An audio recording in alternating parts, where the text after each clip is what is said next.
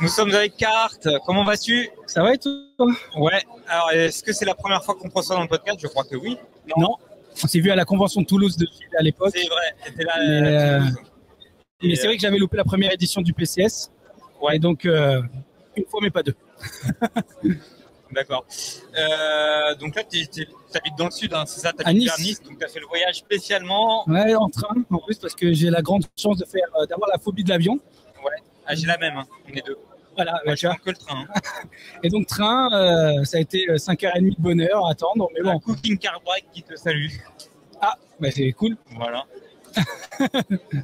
Et donc, lui, il est à côté de chez moi, il est pas loin. Ouais, ça. Je sais que vous connaissez. Je sais qu'il y a une mafia du sud. On essaye, mais ça, on reste discret là-dessus, on reste discret. Ouais. Exactement, c'est ça. Mais bon, moi j'avais l'occasion de venir, lui il avait un emploi du temps un peu plus compliqué. Ouais. Mais il viendra avec moi la prochaine fois, je l'embarque obligatoirement. Vous ferez un stand en commun ou des choses comme ça. Alors d'ailleurs, tu as un stand, c'est pour présenter tes nouvelles créations? Yes. Ouais, excuse-moi, il faut que je me rapproche. Ouais, je suis un peu sourd en fait parce qu'il y a tellement de voix que. Ouais, c'est. Vas-y, alors montre-nous tes nouvelles créations. Oui, alors sur la table, il y en a. Sur la table, il y en a beaucoup plus, mais là j'en ai ramené 3. Alors forcément, est-ce que je suis bien? Le PSG, ouais. Ah oui, c'est mieux là-bas. Ouais. Ah, le PSG, pourquoi? Parce que bon, on est à Paris quand même, donc je me suis dit bon, on va ramener celle de Paris. Et après j'en ai ramené 2 autres. Une de Kobe. En Legendary. Et une dernière de Stephen Curry. Hop. Après, il y en a beaucoup d'autres. C'est vrai que là, c'est, on va dire, l'événement pour marquer la fin. Là, on va dire que c'était la collection printemps-été. Ouais. Voilà. Alors, tu fais des collections. En fait, tu fais comme les éditeurs. En fait, tu fais des. Ouais, je commence à vouloir fonctionner comme ça. Je vais essayer de voir, on va dire, deux périodes dans l'année. Parce que plus c'est trop compliqué, réellement. Une fois par an, avant je faisais qu'une fois par an, mais pareil, c'est.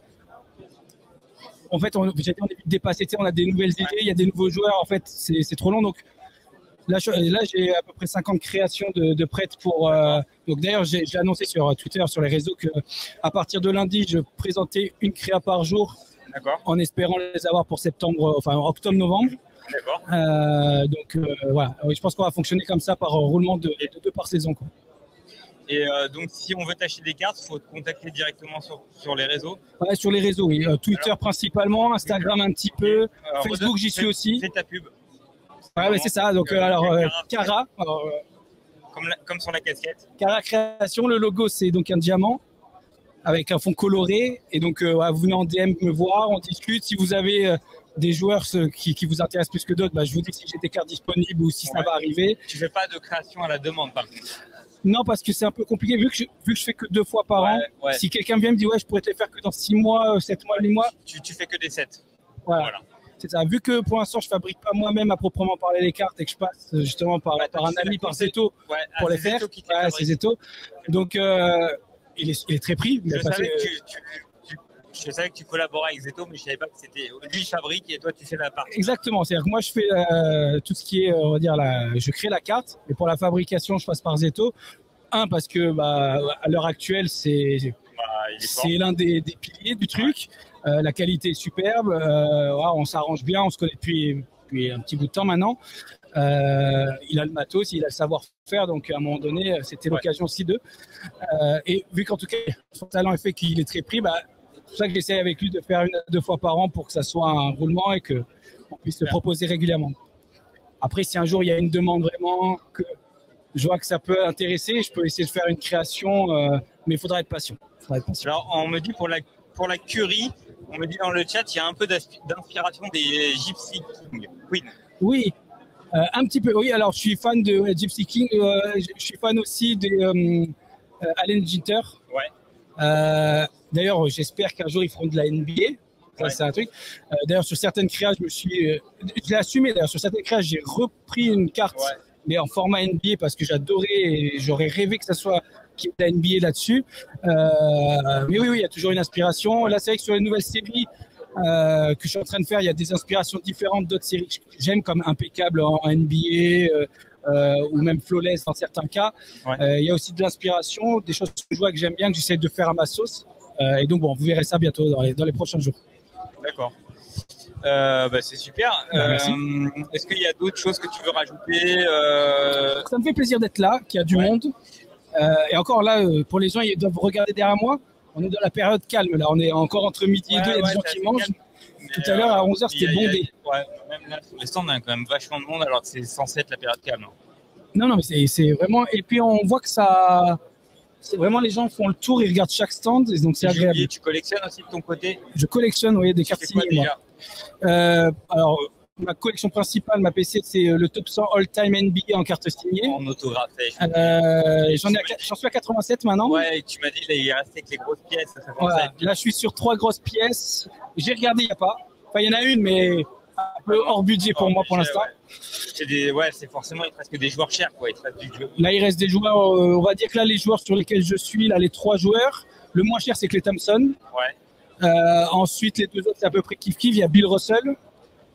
Alors, c'est vrai que sa disparition là, comme il vient de mourir, a fait que le prix a un peu monté, mais bon, c'est la vie. Et il y a James Harden aussi que je cherche. Alors, pas obligatoirement aux Sixers, parce que pour l'instant, il n'a pas beaucoup signé en Sixers ou sur des séries un peu chères, mais à OKC ou aux Rockets. Voilà. Pour l'instant, c'est mes 3 cibles, et après, le reste, il en restera plus que 10, là, ça va être plus compliqué. Ça va être plus compliqué. Super, je te remercie. En tout cas, merci de m'avoir accueilli. Puis c'est cool de vous voir encore présent. C'est moi aussi, sympa. ça fait plaisir de te voir. Ah oui, non, juste un truc, je suis obligé. Merci à Brooklyn Fizz. Ah, Brooklyn Fizz, vous savez de quoi on parle? Oui, on a le même j'ai le droit à un truc, et donc je voulais les remercier parce que ça a été super cool. Hein, c'est top, hein, leur Ah ouais, non. Alors moi, tu vois, moi, je suis team étiquette, il y en a qui le sont pas. Mais là, ils ont fait un truc super, donc je voulais les remercier en même temps, profiter, parce que je sais qu'ils regarderont. Merci à toi. Alors, on me demande si tu as l'autographe de Michael Jordan. Non. Non, pareil, ça fait partie des pièces qui sont inaccessibles dans mon budget. Alors, en fait, il y a quelques joueurs comme ça, il y a Kobe. D'ailleurs, il y a quelques Kobe là, bizarrement. Enfin, pas bizarrement, mais il y en a, mais donc beaucoup, je trouve. Mais c'est bien. Rien que le fait de pouvoir les prendre en main et de les voir, c'est beau. Mais non, Michael Jordan, c'est cher. Il y a Wilt. Le pire, c'est Wilt Chamberlain pour moi actuellement, parce qu'il y en a très peu, voire pas du tout. Et après le reste, c'est accessible. Quand je dis ça, c'est des prix quand même qui sont très importants. 3-4 chiffres, mais voilà, c'est ça. Ça reste. Exactement. Si tu mets de côté, c'est envisageable. Alors que Jordan, sur des cibles que je regarde, ou même Wilt, ça peut être 5 chiffres. Là, c'est dur. Là, madame, si elle me voit, elle tombe dans les pommes. C'est pour ça que j'achète pas. Super. Bon, en tout cas, je te remercie. Passe une bonne journée. Merci à toi. Bonne fin de salon.